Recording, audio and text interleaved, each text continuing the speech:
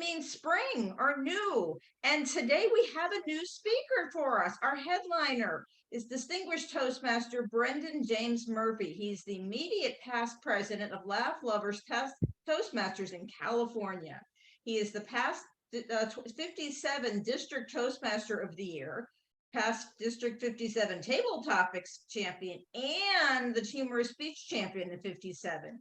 When he's able to tear himself away from Toastmasters, he works as a Scum Master, you can look that up, and a trainer for the tech development of Stanford Medicine. Today, he'll be providing a brief view of the Udemy course by Dave Fox and how the Laugh Lovers use it to grow their humor skills. Today, his session is entitled, How to Think, Write, Speak, and Be Funnier. Welcome to the virtual lectern, Brandon. Thank you, Madam Toastmasters and Find Your Funny Toastmasters and fellow guests. I am honored to be here and celebrate with you and give you the bad news. Humor is both difficult and dangerous. Even worse news, you don't know who can teach it.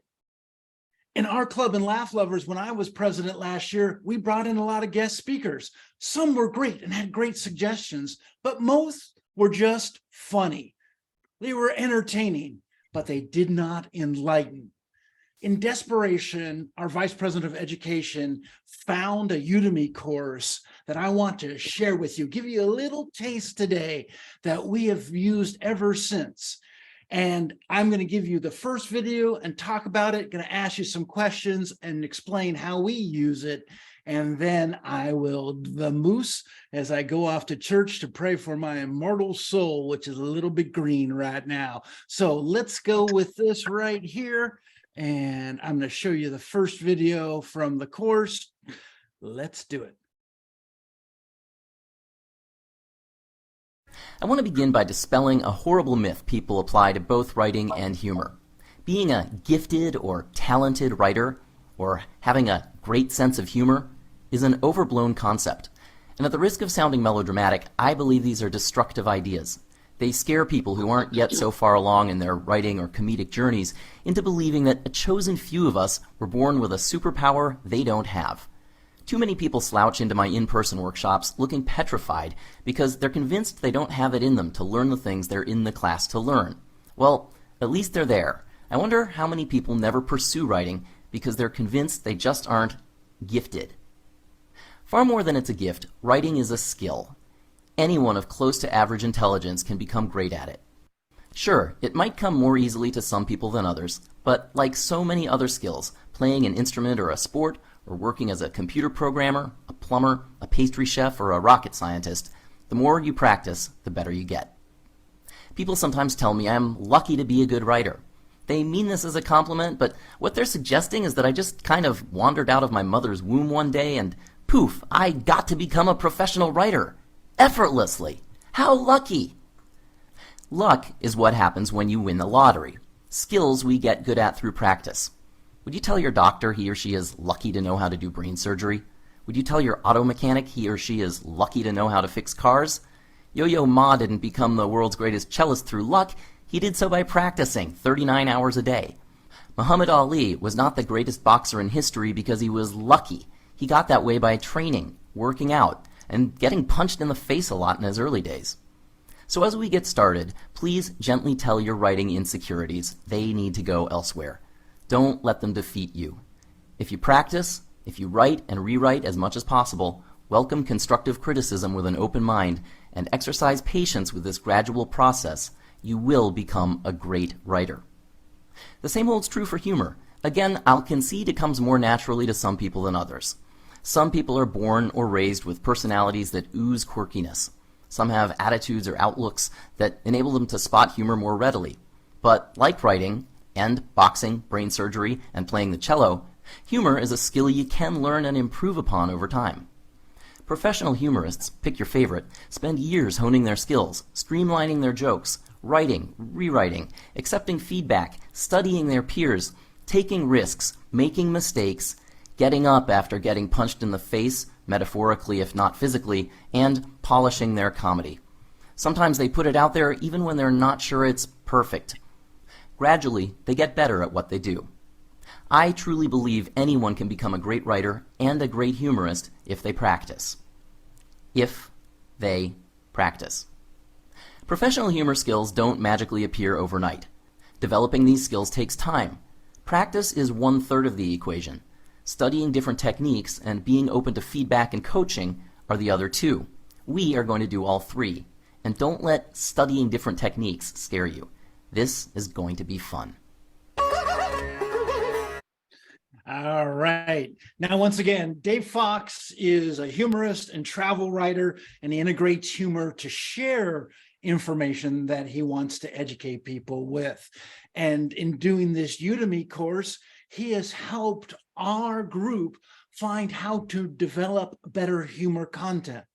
In Laugh Lovers, we know that there's 2 things you got to have: content and delivery. The advantage of Laugh Lovers and Find Your Funny Toastmasters is that you can practice both in an environment where you're going to get that feedback and coaching. So what we do with these Dave Fox Udemy courses is we show a 2 to 5 minute video that he talks about a specific subject, and then we workshop it for another 10 minutes. So we spend about 15 minutes a meeting on these when we don't have a headliner come and share how he or she is doing humor in the real world. But the key is that feedback. And this is why this club is so great. This is why Laugh Lovers is so great. Humor is more difficult than storytelling or public speaking, anything. It's a totally unscientific art. And a lot depends on which audience you're speaking to and what they respond to in a positive way or laugh at. What the humor you hear at a nightclub, very different from the humor you might use at work. So being aware of that and practicing that in a Toastmasters environment, which is affirmative and designed to give you feedback, is huge. So the question for me is, how do you Find Your Funny Toastmasters give feedback on humor? I want to see you put those in the chat and say, oh, we tell them to pause for 3 seconds, or we tell them to do crazy gestures or wear a crazy hat.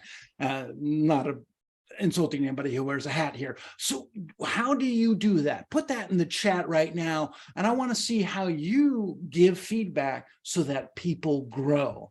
And I want to talk a little bit about how we do that in Laugh Lovers. But first, I want to see where Find Your Funny gets its source of helping others find their funny. So feedback is the key advantage of this club. Please put it in chat how you do that. All right. Thank you so much, Tom. Awareness of missed opportunities and on-the-spot twist. So both an affirmative, hey, you did this great, Tom. That was a great twist. But, oh, you could have also done that. Tom, do you have any more examples of what people have missed in the past that you or others have caught? And you're on mute if you are speaking, Tom. Okay, too shy today. All right, so Humor Buddies is a neat way of doing that. And we just really got that going under our Vice President of Education, Tyree Johnson, right now.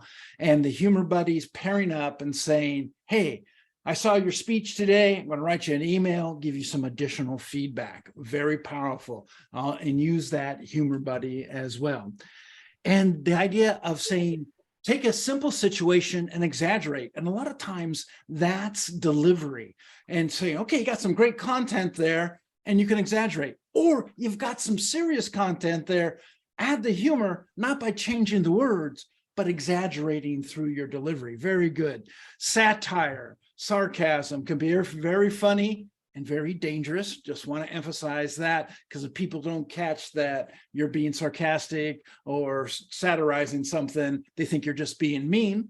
Again, that feedback that you can give and Find Your Funny is huge. This from Melanie.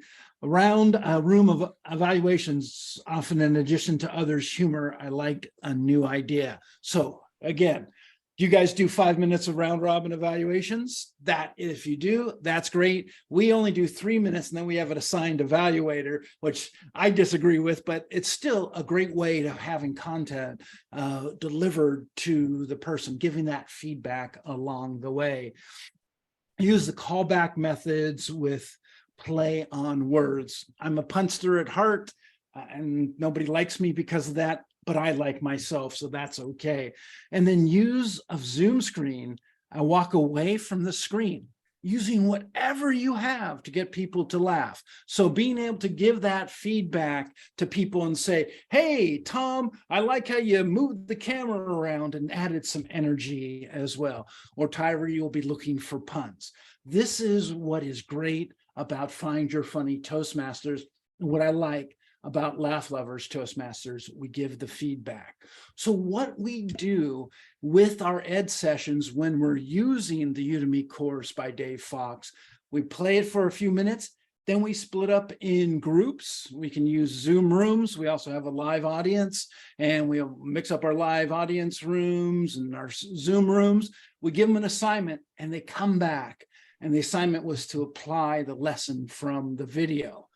And in doing so, these groups get to work together as a writing team, experiment with something, and get instant feedback. And that is how we leverage the Udemy course. It is a very great advantage. And when we have a guest speaker, we don't have to cancel our Udemy speaker. We just play the video 2 weeks later. So again, this is a great complement to your lineup of speakers and a great way to focus on little teeny tiny bits of humoring content creation that then you can get feedback on. We have another minute or so of my time. Just want to see if there's any questions that I can answer about the logistics of using Udemy or how it might benefit Find Your Funny Toastmasters. Not seeing any hands pop up, but fun with technology.